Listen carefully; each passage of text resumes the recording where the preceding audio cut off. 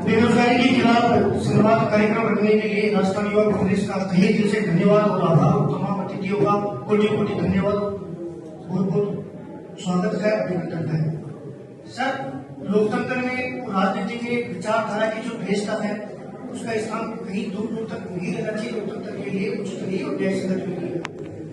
कांग्रेस सरकार ने बेरोजगारों को एक संबल देने के लिए बेरोजगारी भत्ते की योजना लेकर आए। उसमें जो लड़कियां हैं उनको 4500 रुपए और लड़कों को 4000 रुपए का प्रावधान रखा गया। लेकिन वर्तमान सरकार को बने हुए 1 साल हो गए, 1 साल से वो बेरोजगार दलदल की ठोकर खा रहे हैं। उनके जो बेरोजगारी भत्ता है वो रोक लिया गया, तो व्यवस्था की वजह से कि ये जो योजना थी वो कांग्रेस की योजना थी।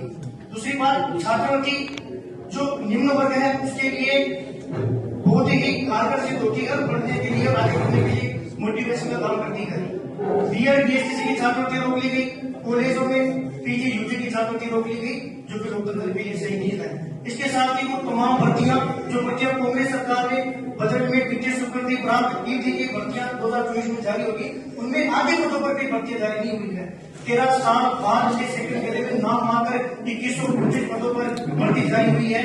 बीएड में एक पद आता है SST, उसमें लाखों अभ्यर्थी है और पद मिले हैं सर 80 पद, 70 पद, 88 पद, यानी कि एक जिले में 2 पद भी नहीं है। लड़की और लड़कों में बांटे तो एक पद भी प्राप्त नहीं हो रहा, तो बेरोजगार उनके आंसू रो रहे हैं। सर, एक उम्मीद होती है कि विधानसभा में कोई नेता बोलता है तो एक आशा की किरण से हम देखते हैं कि ये योजना तो पूरी होगी और ये भर्ती पूरी होगी।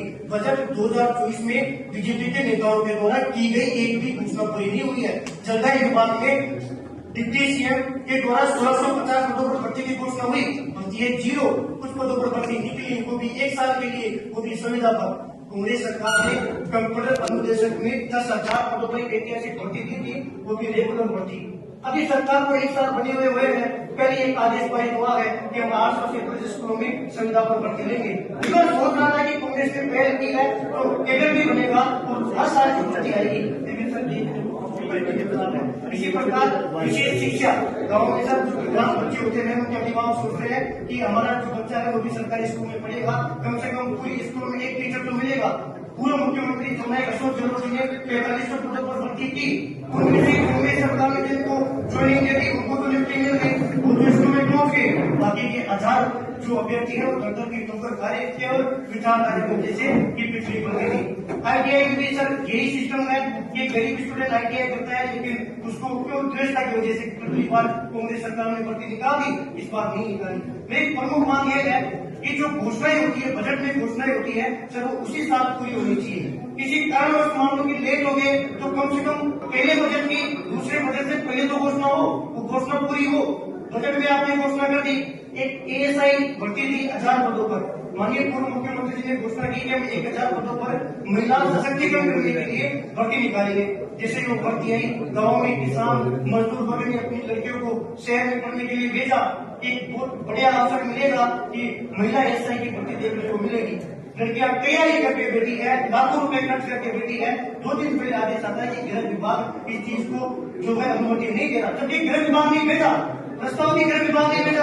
एक उसमें कांग्रेस सरकार थी, बीजेपी सरकार है। सर, ये सिस्टम जो है, ये विचारधारा और व्यवस्था का लोकतंत्र में कहीं भी स्थान नहीं होना चाहिए। इसको लेकर सर जो भी कदम हो वो उठाए। पूरा प्रदेश हम तमाम जो है बेरोजगार महासंघ चला रहे, 10-11 साल हो गई, उसके पदाधिकारी बैठे हुए हैं।